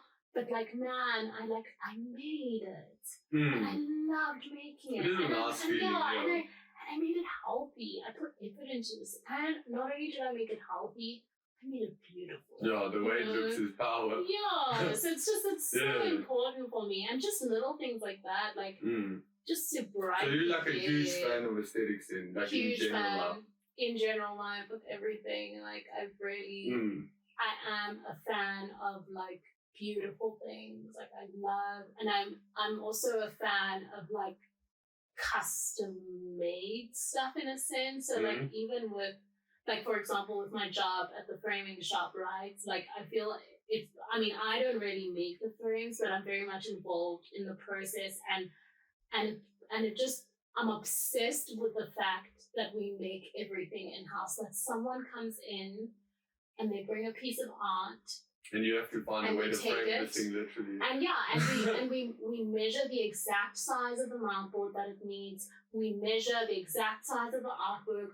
We take, we let them choose whatever wood or aluminium they want. And then then my boss like sits and he writes them all down. And then I have to physically go on the computer and write down 34.5 millimeters by this millimeters, and I have to fill out a whole order form of what we're going to send, and then we send it to the supplier and it comes back to us and it goes into the workshop, and we have like I think 5 or 6 guys and we're busy making frames, and then 5 weeks later, because it takes really long. It's quite a while, eh? Yeah, 5 weeks later. It's a heavy turnaround time. It's a very heavy. We're super busy, you know? Yeah. And you come and you fetch your framed artwork, and you just see how excited people are when they fetch their framed work. And it's just for me, and I think it goes back to that conversation that we were having in the beginning about like transference and energy and like things being tactile and like made by hand, and someone's like put their, put a portion of their life force into making this thing. It's not just something that they we didn't just go to Mr. Price and just like bam, swipe, it's over. We custom made. I flippin' sat and typed out numbers for all of 20 minutes and got on a phone call with the lady so that the word for your artwork could come here. Can you sort of see it now? Now that you're becoming more aware of the numbers and like the styles that they wanted in, can you sort of see what you're making when you're putting in the numbers? Oh, like what it's going to look like? Like visually, can your brain switch that yet, or is it still like numbers? Yeah, it's still numbers in a way. Like I can see, like for me, I'm passionate about it, because at first it was irritating because I was just like, oh, flip, I have to like fill out all these numbers. I don't know what the hell this is, because I didn't really understand the process. And then the longer I worked there, I was just like, oh, okay, so these are like the lengths of like the frames that and it's all like code. So it's like, for example, it would be like AL1202 F or whatever. Like I know that like, this code, and then FGB means black and whatever, and all this stuff. Like I didn't know that before. So now I know that like, oh, okay, we're ordering a length of like black aluminium that's 348 by 420 centimeters. Oh, so now you can actually start to pick up a lot more. Yes, on what it is, and then you see on the sheet that it's order number 44, and order number 44 was the invoice that I typed out for Sue Smith, and it's Sue Smith's, artwork that she brought into, so I can attach it to like an individual, to a human, and like, that these guys come, that the suppliers chop the aluminum and they chop the wood, and then there's a driver who comes and brings it to us. There's a whole process that takes place. And that is so special to me. Like, I'm super into. For me, that's making magic. That's beauty. That's beauty to me. That there's a whole process involved. A whole team coming together to make this one thing in the end that just looks like nice. Exactly. And like, okay, you pay $3,000 for your frame because everything's archival, but like, why you pay. Like, I'm all about that. Like, I'm all about like just beautiful things and creating custom things and making and things that are special. Like, there's no other frame like that frame in the world. That is also nice. That's so special to me, like, so I'm always even with art, like making art, especially when I make like original works, it's like, this is the only thing of this thing in the world that exists, so don't come at me and it costs 20,000 rand. It is. There's only one of it in the world. It is trippy with that as being a creator. Like, you only get to see that angle after you start making things, and you're like, oh. Yeah, that it's like only. This thing is rare. Like, I'll make this. Like, no one else trying to do this. Or even when and even if it's like, for example, like a painting of a flower. And there's so many paintings of flowers in the world. With the complexity with the ways they made it. And also, there's only one of that flower that I painted. Like, there's other flowers that other people painted, but there's only one flower, like this specific flower, that I painted. In your style, your way, with your frame, your coloring. Exactly. And then, like, and I think that's where we begin to assign value, and then, if we're going to get, like, super more like worldly and technical about it, you have a high profile artist making a painting of a flower that's going to have a huge amount of value, so you might be like, oh my gosh, it's just like this tiny little A5 flower, why is it 50,000 rand? Because of who made it, so that there's like only one of it in the world, like, like, so just like... It gets crazy with that. Like, my brain struggles to comprehend some of it. Like, what, like the... But also, like, the weirdest thing is, like, also, like, the simplicity in art. Like, I always overcomplicate it. My shit is everywhere. Yeah. So then when someone makes something simple, it's actually very impressive to me. Like, even if it's just, like, 2 colors on a page or something, like, it's actually, like... I'm like, how did you do that? Like, how did you stop your brain so far that you could... just make it simple. Yeah, and just like, I totally get you with I'm that. sort of like I want to add things on, and then I want to do this, and then when I look at the end, there's just so much going on, and I'm like... How do I make it simple? No, I'm the same. And I think it comes from like the whole... I blame the whole like being in uni and having 8 weeks to do a thing, and like... You have to use up all that time, and like, and like you have to, there's constant changes, and like work more detail into this and work more detail into that and whatever. And then and then I make something, and it like, I've been sitting for like an hour and I feel like it's done, and I'm just like, how can it be done? It's only been 2 hours. I need to still sit here more. What else can you do? Yeah, so it is hard. Like, I feel like there's a certain level of like restraint, but also I feel like just even as you go along, something is okay to like go super in and make it super complicated, but some things require a reduction process. And that's what I noticed with like, even with my collage works, where I used to pile all of the things on it. Like, I used to be like, okay, this thing needs to have paint, it needs to have pastels, it needs to have charcoal, I need to put glitter on it, I need to put the sandpaper, I need to put all the things on it. And now like, I'm like putting less and less stuff on the stuff, and I'm putting like less and less of the thing. So I used to be like, it needs like a big block of glitter. It's like becoming less and less, but also each artwork requires a different thing, So sometimes like there might be another time I make something and I'm just like, okay, this one actually might need a lot of glitter. But like now things are... But the styles are very different of the things you create. Yeah, completely. Okay, there was that one, When in Water, it was like a series or whatever with the bucks. Oh yeah, what it feels like to be in water. Yes, that one, like, and just the styles of all of those were very different to the rest of the things you were doing. Yeah, I still remember seeing those and be like, damn, what is this? Yeah, like what's going on? Yeah, that was a hectic project. Like, So that was for my solo show that was supposed to happen in Cape Town, but it happened online because of COVID. But yeah, I was in like a very sad space. When I made all that work. I was really struggling. It was while I was on the meds. And also like just home life was just, we were going through some very difficult things at home.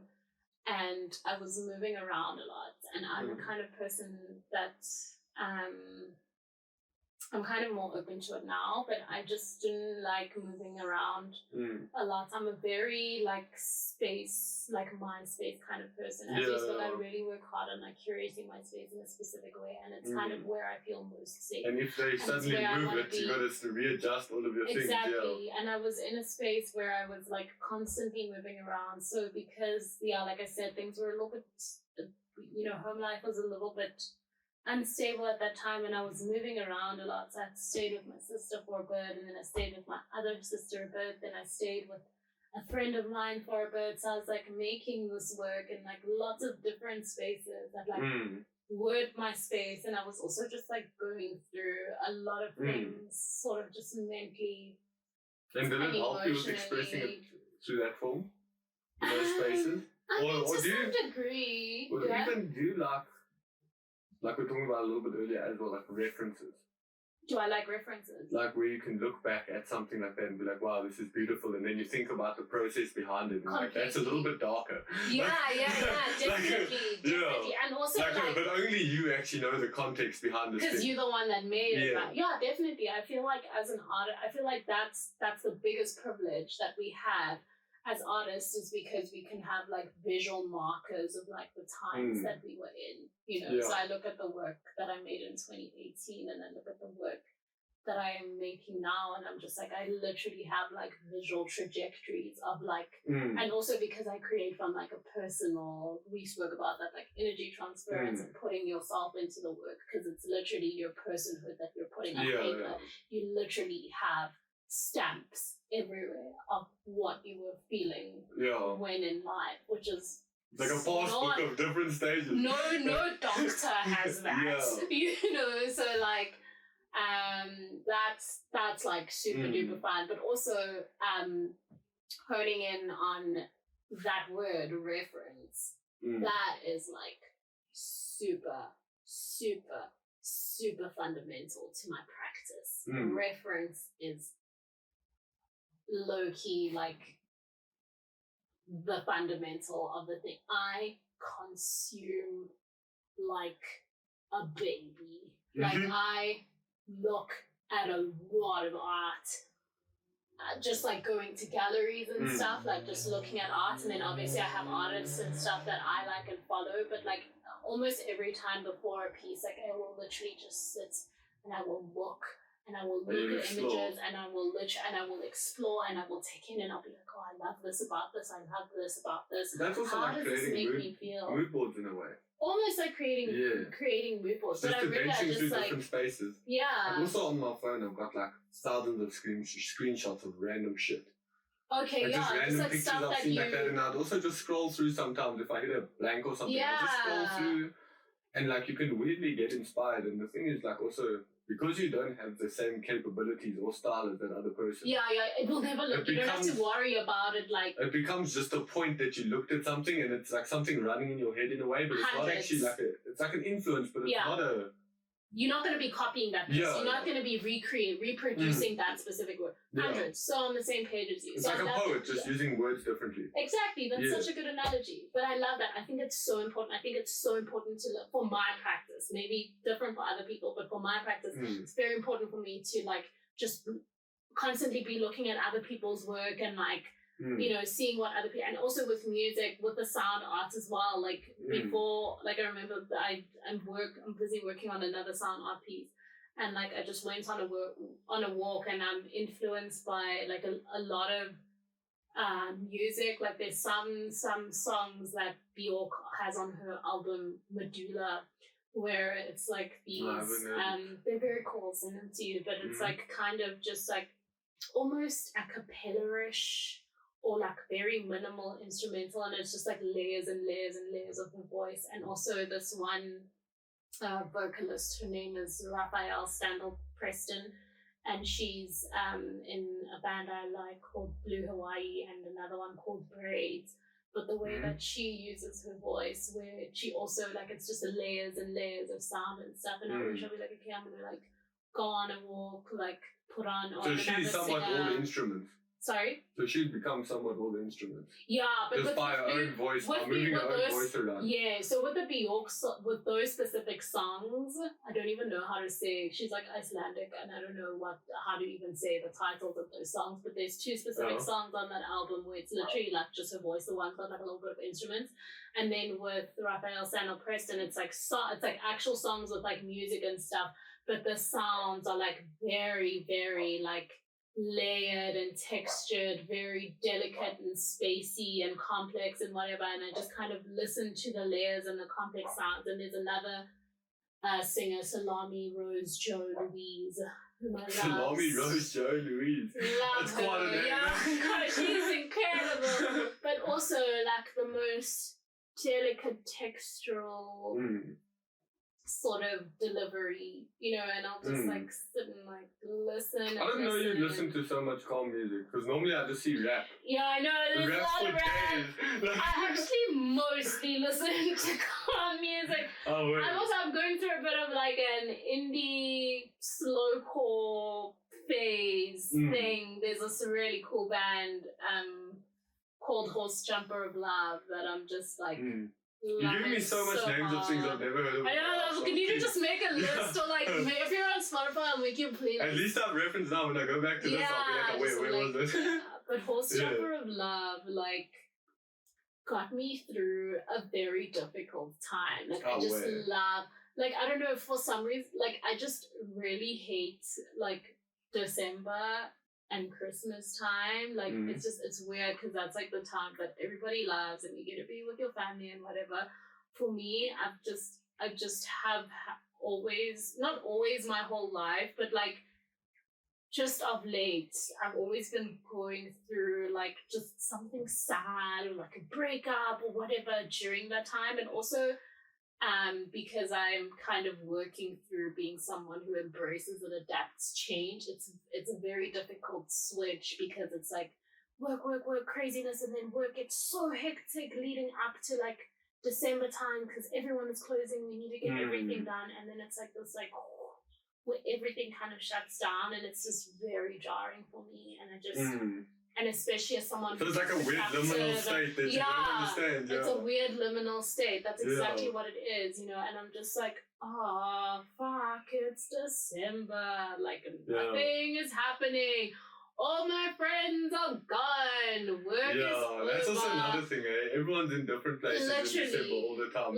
So it sounds fun, but everyone's everywhere. Literally, you know. So it's just like, and then also I'm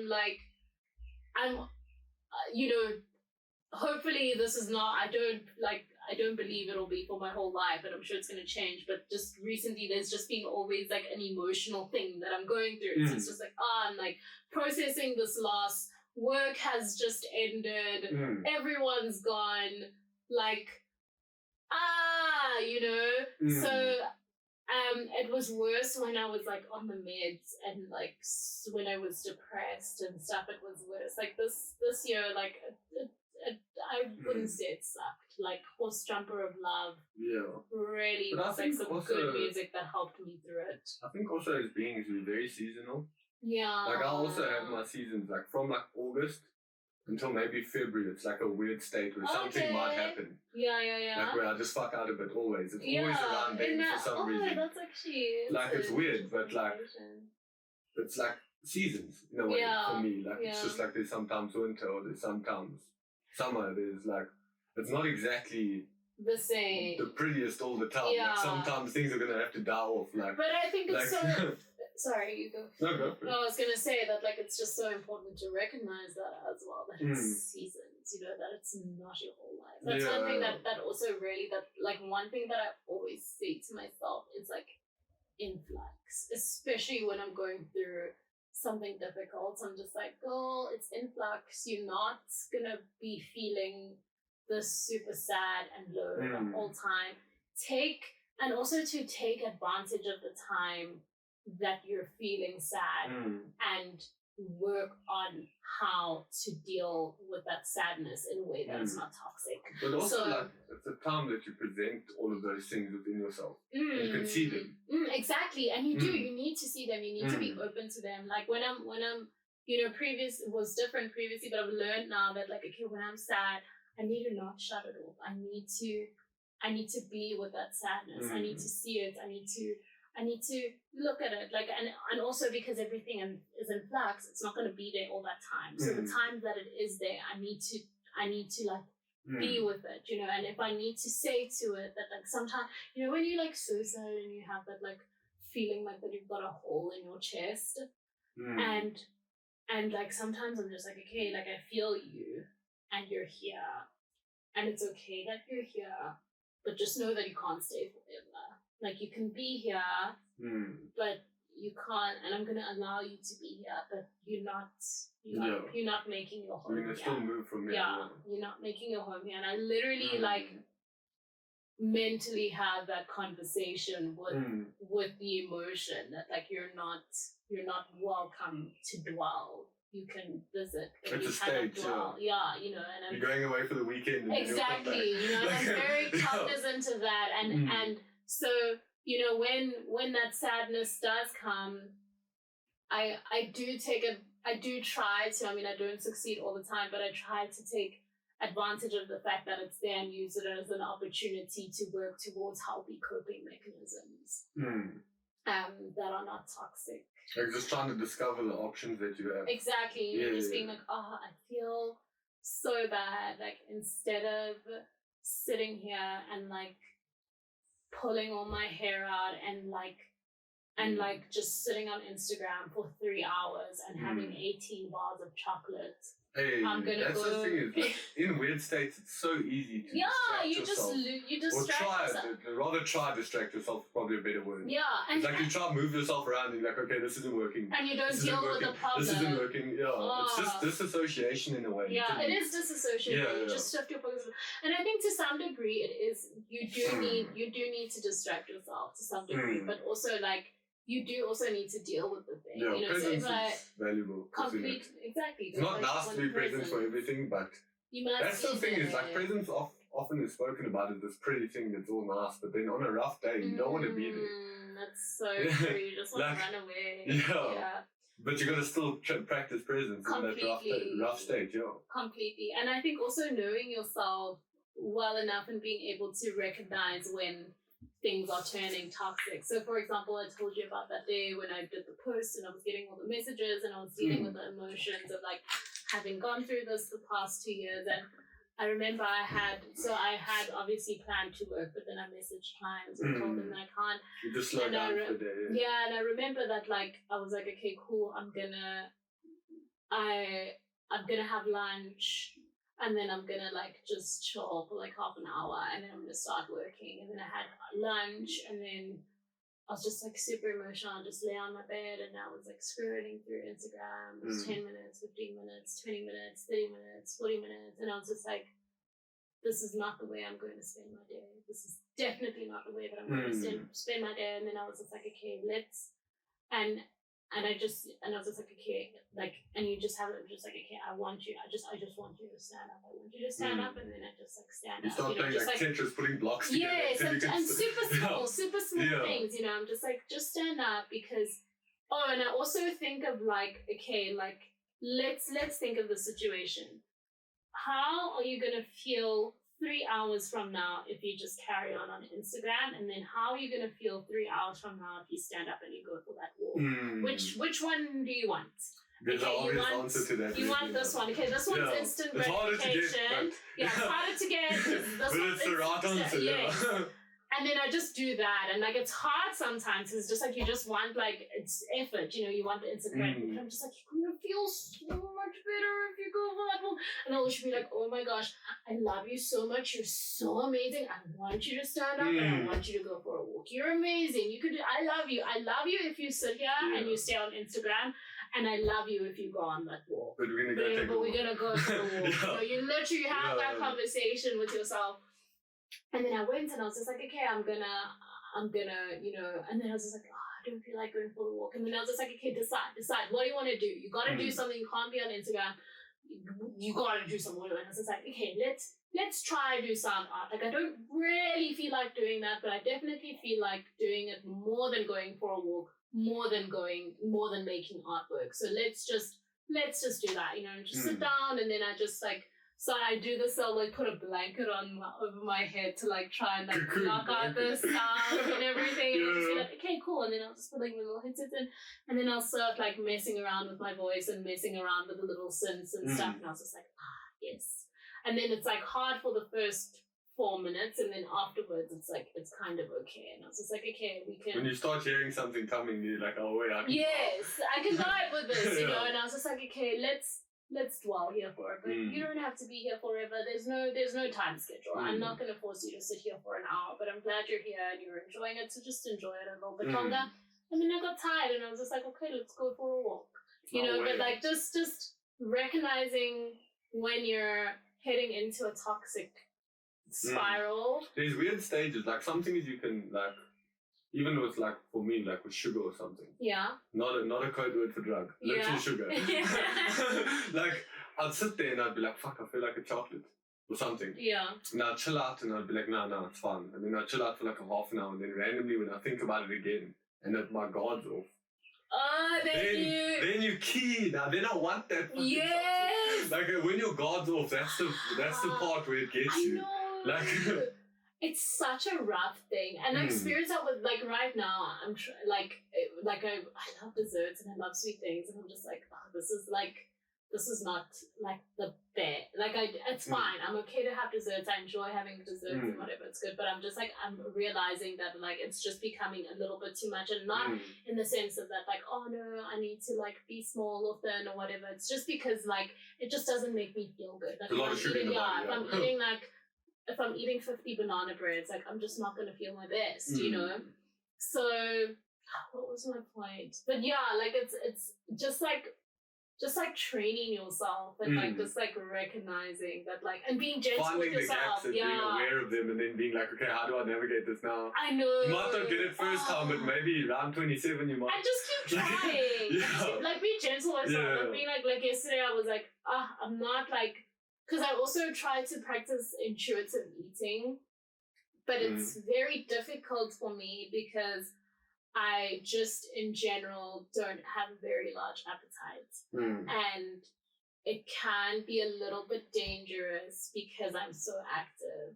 So your body's working out so much energy and you're not really I went through a really, really bad season, like from around March-ish last year, where I lost I'm already small, and I lost a lot of weight, and I was also just constantly getting injured. So I'd literally just do like a stretch, and the next morning, like that muscle would be sore and I wouldn't be able to up, and I was constantly getting injured, and it's because I just wasn't eating enough, and not because like I wanted to not eat or wanted to restrict my food. Just forgot about it. But I wasn't hungry. I didn't want food all the time.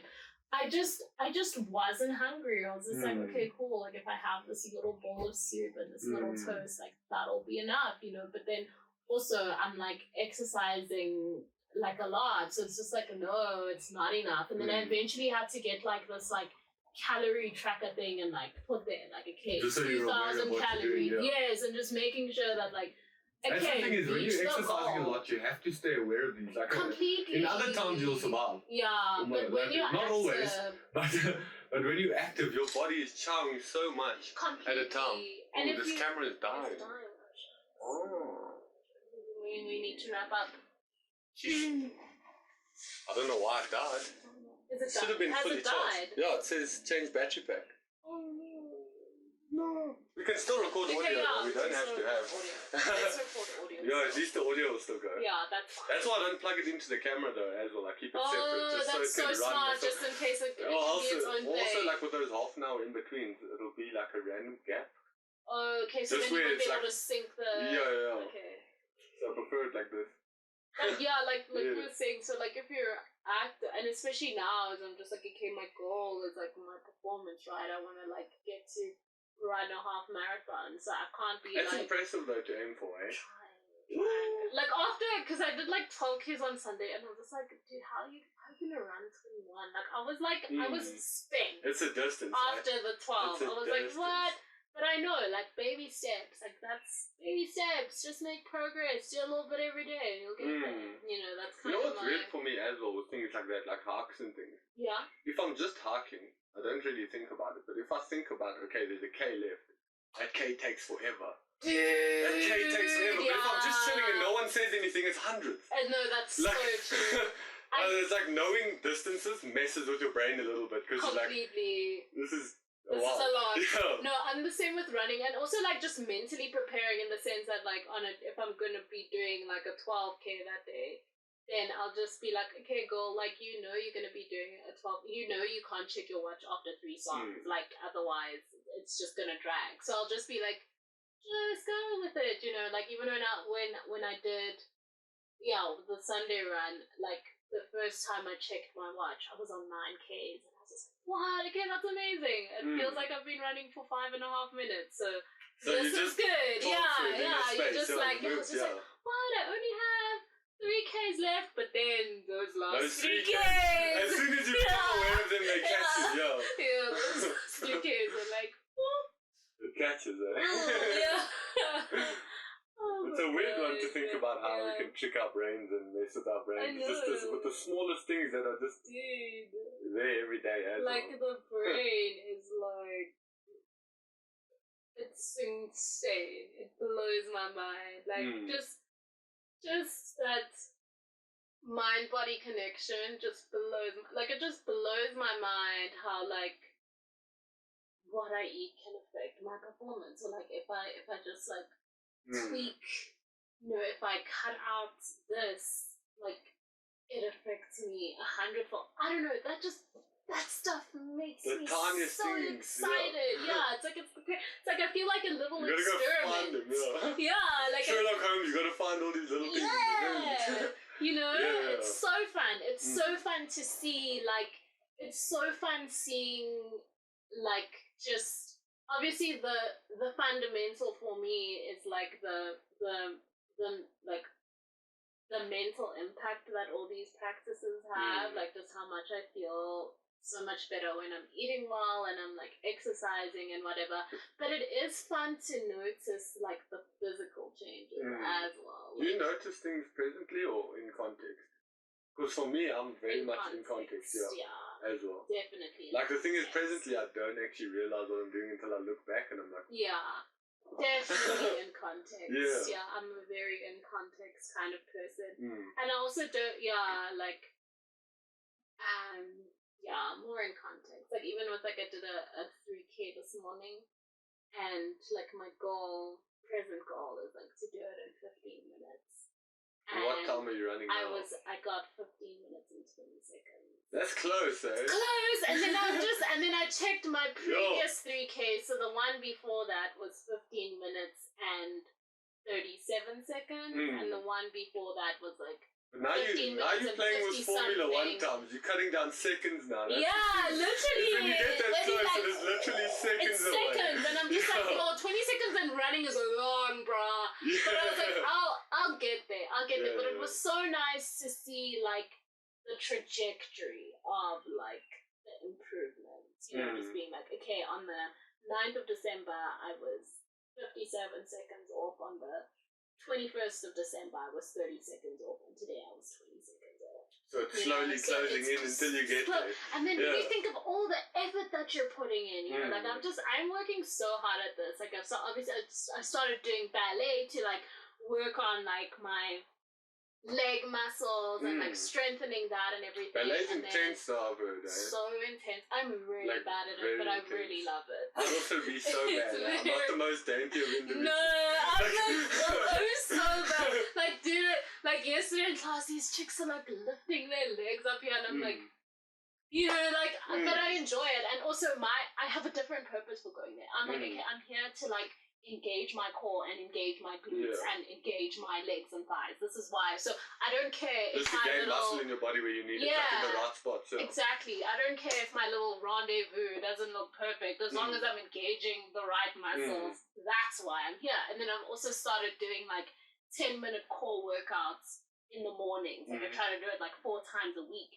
And just seeing how like, wow, when I'm like doing my non-running training, when I'm doing like my, you know, like my light weights and my interval training and whatever, my core is so much stronger now, and I can really like move from my center, which is where I'm supposed to be moving from, because I've been doing these like core workouts. It's like really helping, and I also feel like it affects your mind because I feel more confident to move from my core. So when she's like, okay, let's do push-ups, I'm not like, oh gosh, push-ups. I'm like, yeah, I've been working on my core, so I know it's like a little bit stronger, so I can like, I can push through these push-ups, you know, so that's something to your... When you believe you can do it, you can do it. Yeah, you know, and when you... And also, it's not a false hope, because you've been putting in the practice too, so it's not like, oh yeah, I believe I can do this, but I've been sitting on the couch for 4 years. It's like, no, I know I'm like... It's like an educated guess. Yes, instead of gambling. Exactly, you know, so it's like, okay, cool, I'm gonna like engage my core, because I've been doing the core things, so I feel confident to like engage my core throughout the whole 45-second interval, you know, and I know like when I'm doing the arm things or whatever, I can be moving from my center, everything is properly aligned because I've been working on my center, and I might not be feeling it during the run, right, but like my posture is improving and I'm getting better times. Are you believing in the chakras, eh? In? Chakras. I'm not too sure. Like, Borderline. I don't know. Like, because it's like sort of also working with different energy centers to make them flow through each other more comfortably. Okay. Yeah, I don't know much about it, and I'm like you. I'm kind of, my background is more Christianity. So I mean, I'm not like. It's just kind of a topic that I'm not ready to discuss yet. I'm not like comfortable chatting about on the record. But yeah, I've kind of got more of a Christian background. But yeah, I definitely... mine's a little bit all over the place. Yeah.